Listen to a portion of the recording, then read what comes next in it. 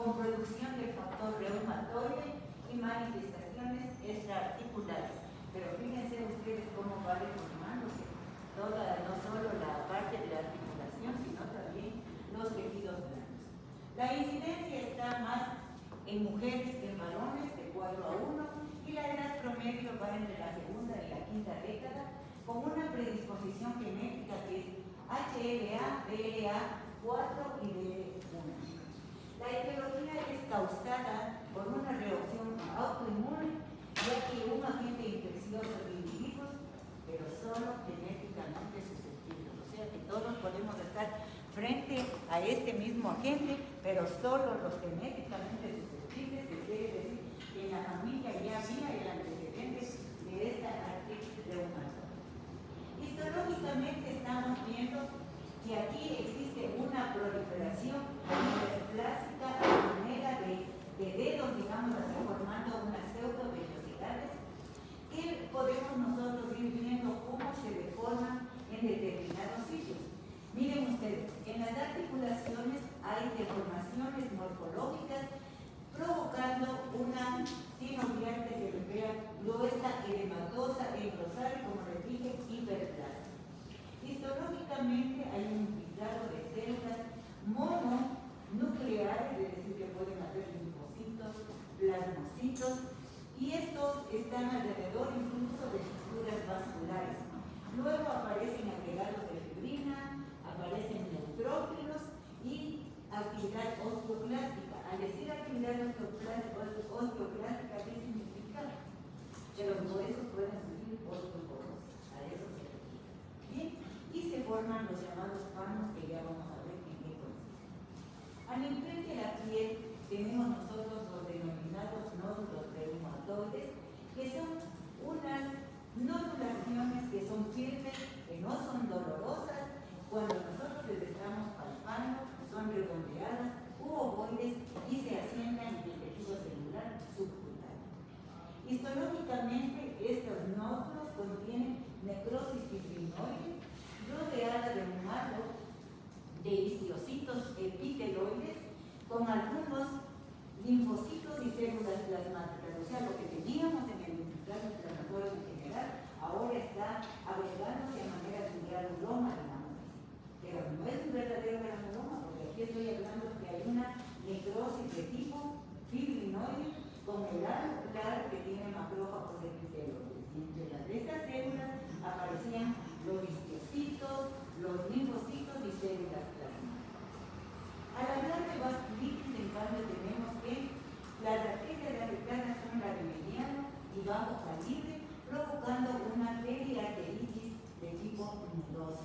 Es decir, que en algunas circunstancias puede provocarse una obstrucción denominada endarteritis obliterante. Esto lleva a una neuropatía periférica, úlceras de gangrena, o sea que empieza con una lesión que es como insidiosa y luego va complicándose sus apariciones.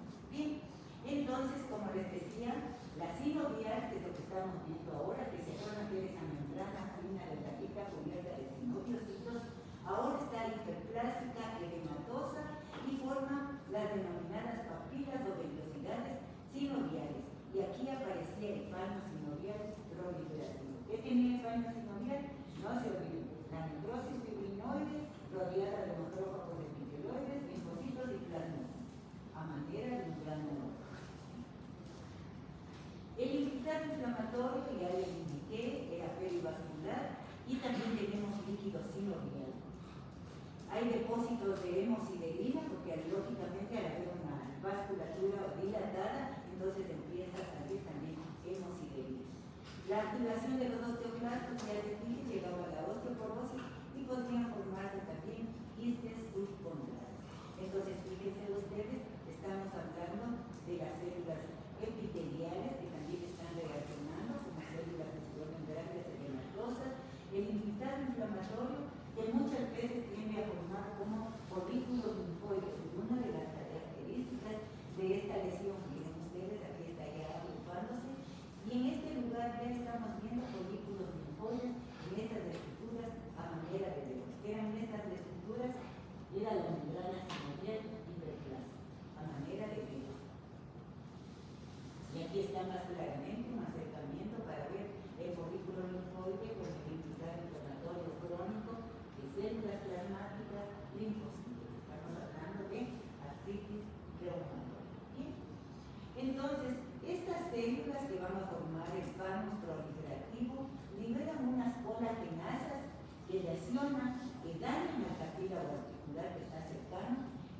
final, que es lo que lleva a una restricción de la articulación con deformidad y anquilosis. ¿Qué significa anquilosis para ustedes?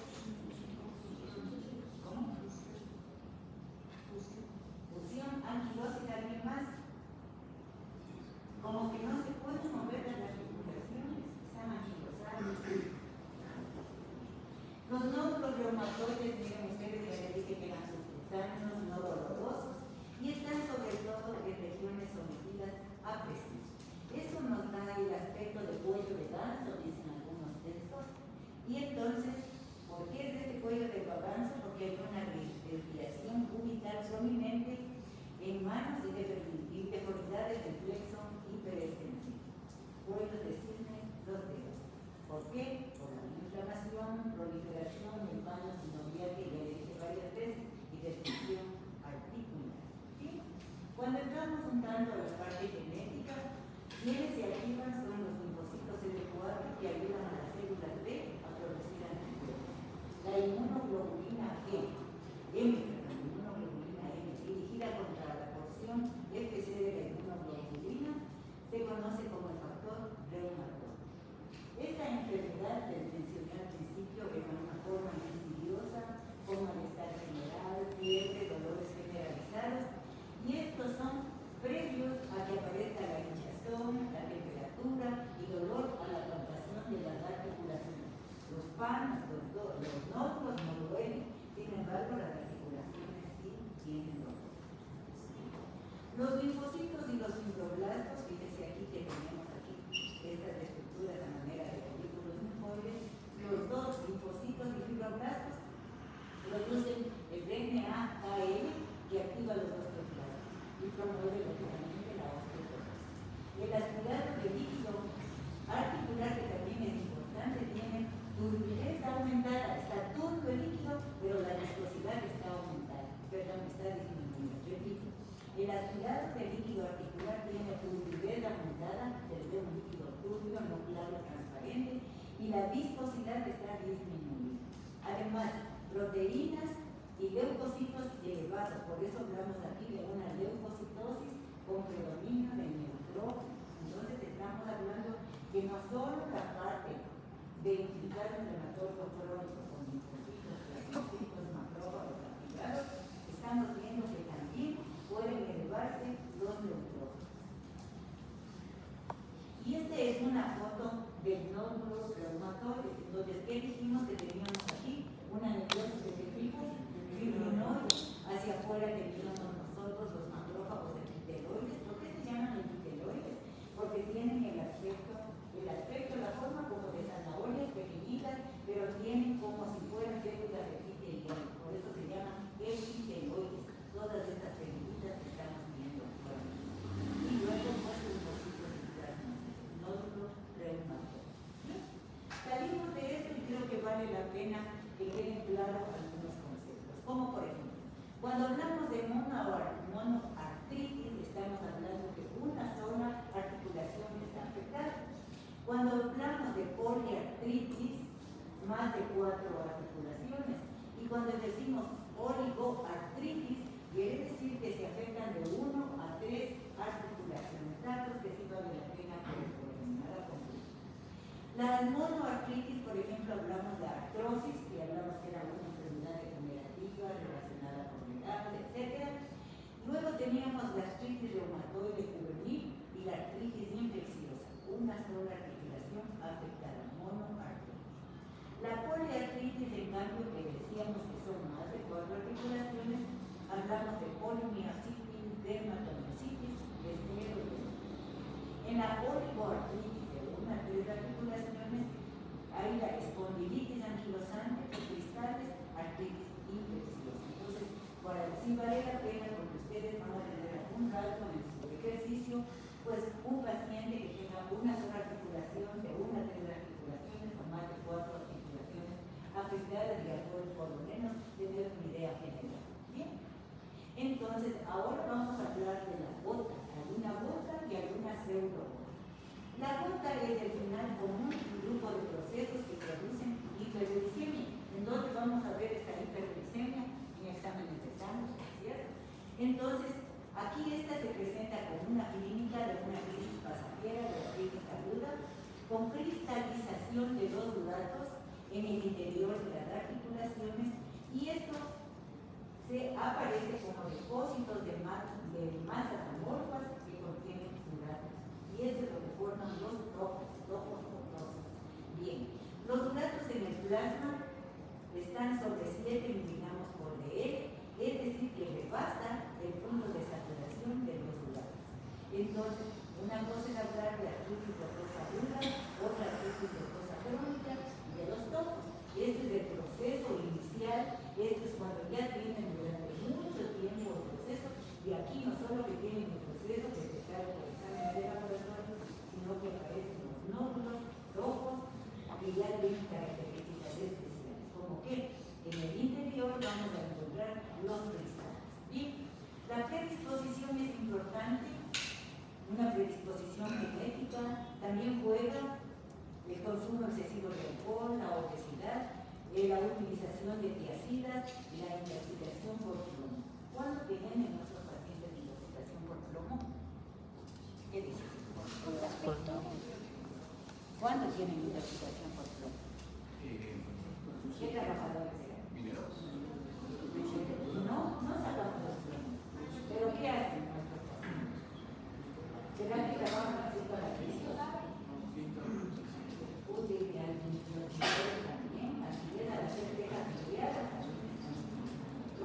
La persona que compra las baterías, las baterías tienen otro que tiene plomos aquí, entonces miren ustedes, la patogenia está en relación con la precipitación de cristales de dudato monosódico.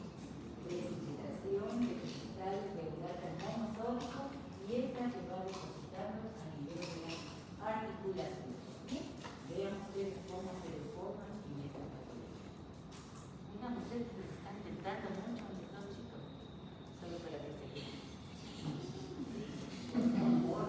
Bien, entonces miren ustedes, estos son los cristales. ¿De quién eran los cristales? Urato, ¿qué más? ¿Urato qué? Urato sobre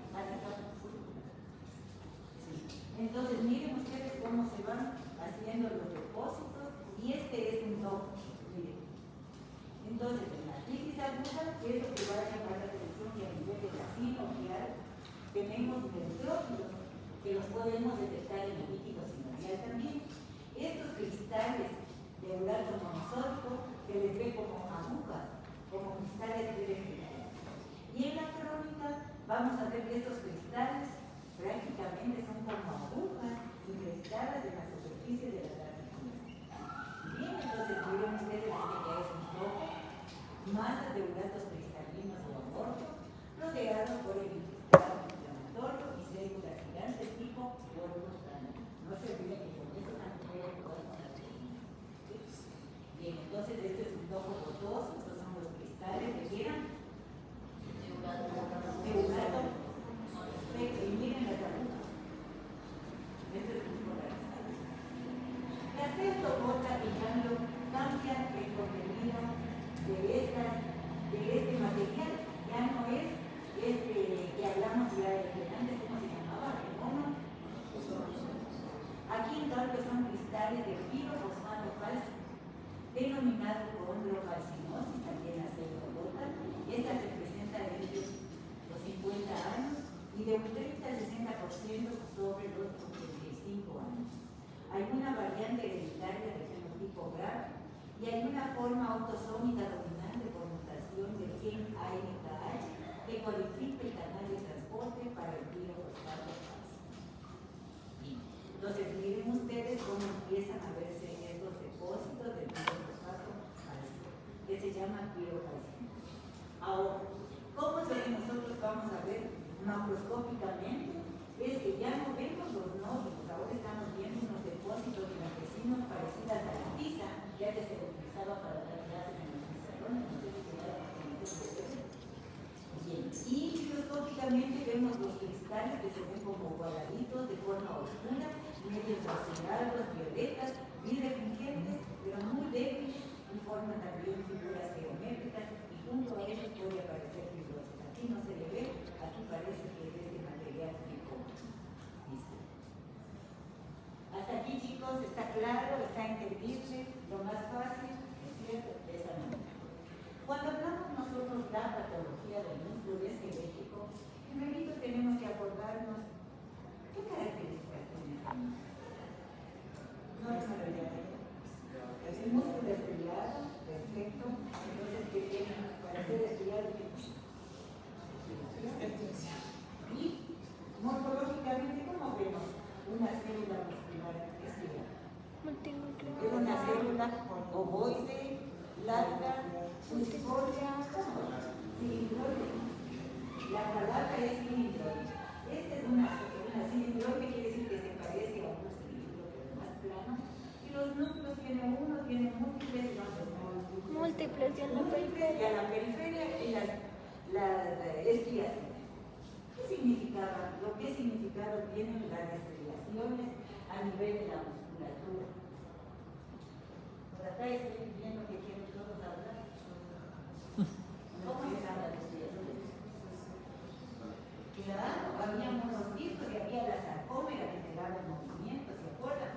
Había unos discos que se llamaban A, que eran los anisotrópicos, y unos discos D, que eran los isotrópicos. Y entonces, cuando se realizaba el movimiento, prácticamente se unían los dos discos, y allí se provocaba la unidad anatómica estructural, que era la sarcómera.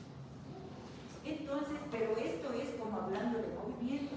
Pero si yo les digo a ustedes, ¿cuál es la unidad anatómica y funcional del músculo? ¿Qué me contestan? ¿Cuál es? ¿La fibra muscular? ¿La miofibrilla? Es la miofibrilla. ¿Y cuáles son las cubiertas de la musculatura? Nosotros vamos a encontrar las pequeñas fibras, las más delgaditas, están cubiertas de endomisio. Se reunían las fibras musculares y formaban unos fascículos que eran cubiertas por endomisio. Y luego todo el músculo, después el músculo sartorio, cubierto por tejido conectivo, y eso era epimisio. Entonces era endomisio, perimisio y epimisio. ¿Ya? Hasta ahí es la entrada. ¿Sí? Entonces, el músculo tiene también características especiales, singulares, y aquí vamos a encontrar unas células que están madurando, que son los mioblastos, los miotúbulos y las miofibrillas tipo 1 y 2. Van a formar los fascículos con células satélite, además de esto. Cuando hablamos de estas lesiones con manifestaciones clínicas, miren ustedes que el músculo puede atrofiarse o puede hipertrofiarse, pero lo hipertrófico quiere decir que está en actividad. Ustedes están haciendo ejercicios, están haciendo pesas y esto está hipertrofiando. Pero cuando hablamos de lesiones miopáticas, de las fibras musculares de estas de aquí, se afectan las miofibras. Y lógicamente que cuando hay lesiones neurogénicas, nervios y músculos están muy cercanos, afectan la inervación muscular.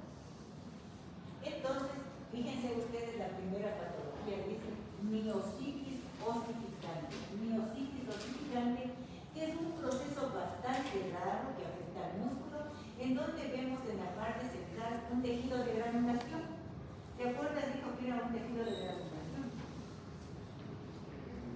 Tejido de granulación. ¿No? Fibroblastos.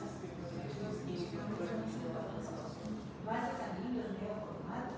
Miren, dos elementos importantes: vasos sanguíneos neoformados y fibroblastos. Estos son los que forman el tejido de granulación. Estos tejidos se encuentran en sitios de donde ha pasado una inflamación, un proceso de patología, y tienen de regenerarse las áreas de músculo. Entonces hay un tejido de granulación exuberante que puede a veces, miren, todo esto que vemos aquí, estas fibras que son no normales, porque es tejido de granulación, pero alguien que no lo sabe puede decir que esto tiene cara de ser un tumor maligno de tejido conectivo como un fibra. Entonces, por eso vale la pena que ustedes lo vean. Entra como diagnóstico diferencial de sarcoma, tejido de granulación exuberante. Pero cuando se hace la radiología, vemos que el diagnóstico está dado por esta miositis ossificante.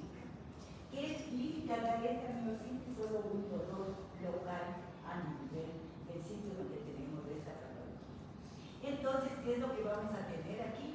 Una neoformación de hueso reactivo, este que tenemos aquí, con un ribete de tejido trabecular denso, y esto se funde con las fibras musculares que están adyacentes. Esta lesión con el tiempo llega a calcificarse y disminuye de tamaño hasta que por fin desaparece. Yo una sola vez en tanto tiempo de vida, más, entonces estas yo lo he visto en el útero, y a veces esto se puede confundir con algún mioma que tiene una actividad rara, un sarcoma, pero veía un sarcoma, y resulta que no, era una miositis osificada. Bien, que aquí está el acercamiento, fíjense ustedes, este hueso, tejido de granulación, mucha actividad, y aquí fibras musculares que están todavía conservadas. Desaparece el conservador. Ahora vamos a conversar sobre cómo estoy el tiempo. ¿Sí? Tenemos todo. ¿Ya? La distrofia muscular, una vez fue la distrofia muscular, piensen enseguida en la distrofina, una proteína del músculo. Esta distrofia muscular llamada de Duchenne, no sé si estoy pronunciando bien, es una distrofia grave con un defecto en el gen de la distrofina que reside en el cromosoma X. ¿Todos tenemos cromosoma X? Sí, bien. Provoca incapacidad de producir distrofina de la membrana sarcolémica del músculo estriado. Les voy a poner esta foto varias veces que las vean. La distrofina es importante para la estructura misma del músculo, para que no se atrofie. Es una enfermedad, como les decía, ligada al cromosoma X. Provoca debilidad muscular progresiva, entonces la muerte hacia los 25 años. Entonces, va a ser importante que diagnostiquemos esta enfermedad, cuya sintomatología empieza como normal al nacer, pero a partir de los 5 años y empiezan los problemas de debilidad muscular. ¿Okay? Normal al nacimiento, síntomas a los 5 años, con debilidad progresiva de hombros y región pélvica, provocando una pseudohipertrofia adicional de las pantorrillas, insuficiencia cardíaca y arritmias. Estos pacientes pueden también sufrir de procesos de falla respiratoria y de neumonías, ¿no? Y les sigo indicando esta cosa. ¿Sí? Entonces, miren ustedes, aquí tengo tejido muscular, estirada, son un corte transversal. Vean ustedes que tengo aquí unas fibras que vendrían a ser fibras normales, que parecen hipertróficas, los músculos están hacia la periferia, pero hay otras pequeñitas que son atróficas, hay algo de inflamatorio muscular. Entonces, aquí vamos a hacer un análisis de estas fibras, desde que se ha hecho un tricrónico, y miren ustedes unas bastante grandes que serían hipertróficas y unas chiquititas que son atróficas, y estos son cambios que pueden ser tanto degenerativos como regenerativos. ¿Cuál es la diferencia? ¿Qué será la diferencia entre cambios regenerativos y degenerativos? ¿Será lo mismo o no? ¿Tú qué dices? Tú.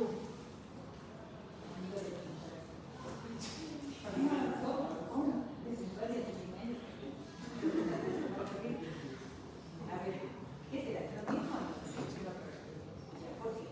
Porque el degenerativo es algo que se está destruyendo, y el regenerativo que algo ya se destruyó y está tratando de volver a salir de la ¿No es cierto? Entonces, regenerar quiere decir que pueden aparecer nuevos núcleos, nuevos crecimientos de tejidos productivos. Aquí hay una regeneración. Y degeneración quiere decir que hay cambios que están provocando una incapacidad funcional. Degeneración. ¿Bien?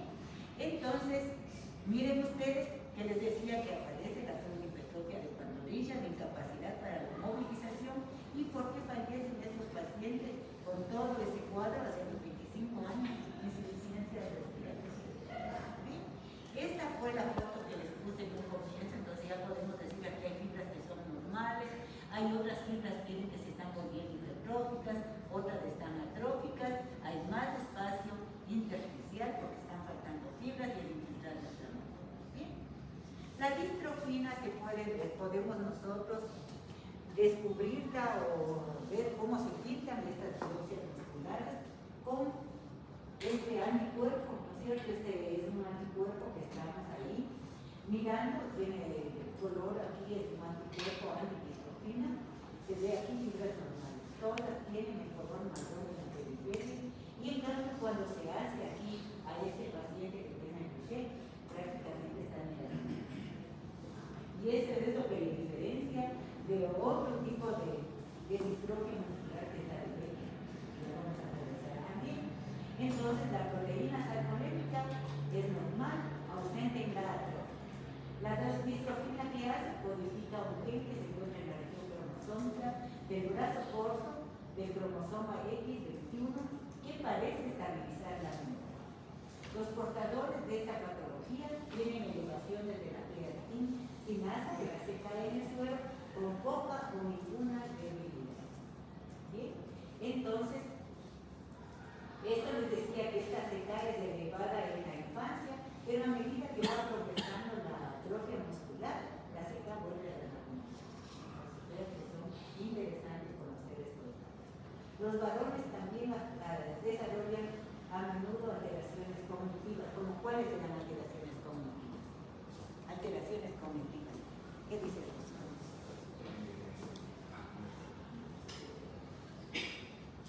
¿Cuáles serán las alteraciones Puede cognitivas? ser que tiene déficit de aprendizaje. Claro, déficit de atención. Entonces, no olvidar distrofina normal, distrofina ausente, enfermedad de Fischer. Bien, lo mismo, aquí estamos viendo los ruidos regenerativos, también vemos un músculo normal, y aquí estamos viendo la foto que íbamos señalando desde el comienzo. Ahora la de B. Esta es menos común y no tan grave como la de Duchenne.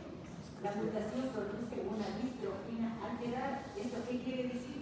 Que habrá fibras musculares que no se tiñen y otras que se tiñen o se tiñen incompletamente.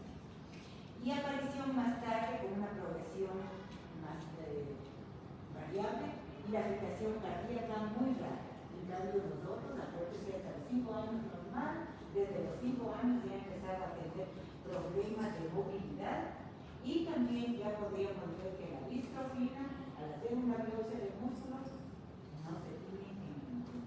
Si se tiñen algunas fibras, vaya pensando en la debilidad. Si está involucrada el gen de la distrofina, sí, pero es diferente la mutación. Debilidad muscular no desde los 5 años, sino en la adolescencia, incluso menos a veces. ¿Tiempos todavía? Ya. Entonces, esto para ustedes, ¿qué sería? Aquí está completamente teñido, aquí está atrás todo teñido, está una partecita, entonces esta es. Ahora vamos con otra patología, la de las fibras regulares. Esta es una miopatía mitocondrial con unas fibras más rosadas y como que tienen ahí unos elementos adicionales que son mitocondrias y por eso se les ve más rosadas de lo normal. Y estas mitocondrias anómalas son sarcolémicas, ¿no es cierto? ¿Qué es el sarcolema? ¿Qué es el sarcolema?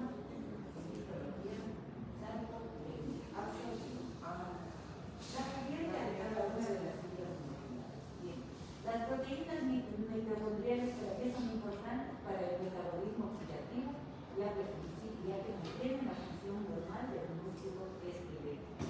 Las proteínas mitocondriales. ¿Y en dónde van a actuar? Tanto en el corazón como en el sistema nervioso. La síntesis de estas proteínas mitocondriales está dirigida por el ADN nuclear o mitocondrial.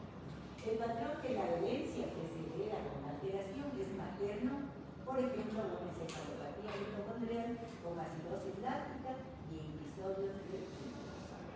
Entonces, fíjense en un corte transversal del músculo que es el adecuado para hacer los estudios de patología muscular.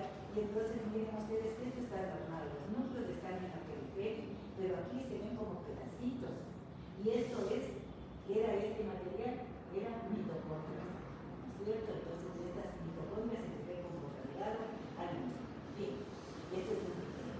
Las fibras se les ve cargadas, mitocondrias aumentadas en número y alteración en tamaño y forma. Entonces, se presentan marcas fininas, tienen debilidad muscular proximal. ¿Qué será debilidad muscular proximal?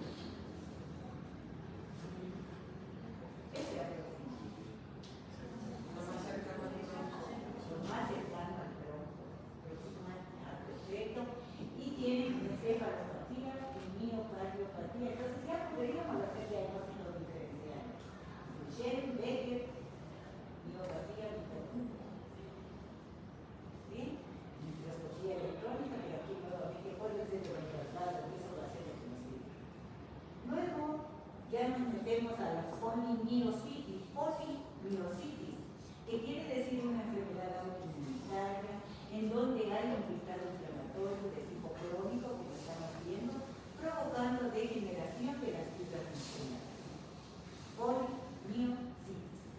Y esto es consecuencia de efectos citotóxicos de los linfocitos CD8 que reconocen aquí a las moléculas de HLA, la clase 1, presentes en las membranas sarcólicas. Entonces, yo les podría preguntar qué tipo de moléculas encontramos nosotros en el HLA cuando hablamos de polimiositis. Ustedes dicen que son las membranas sarcolémicas de los anticuerpos anti-CoV-1, que es característico de la polimiositis. Y aquí tienen la fibra muscular estriada, los núcleos periféricos, el cuidado inflamatorio, el superficial, mononuclear. Ahora de la polimiositis hablamos de la dermatomiositis, que está mediada por una vasculitis que afecta a estructuras vasculares como capilares, provocando hipoperfusión focal y atrofia de las fibras musculares. Se acompaña de exantema violeta a nivel de los ojos, que es lo que se llama en clínica los ojos con aspecto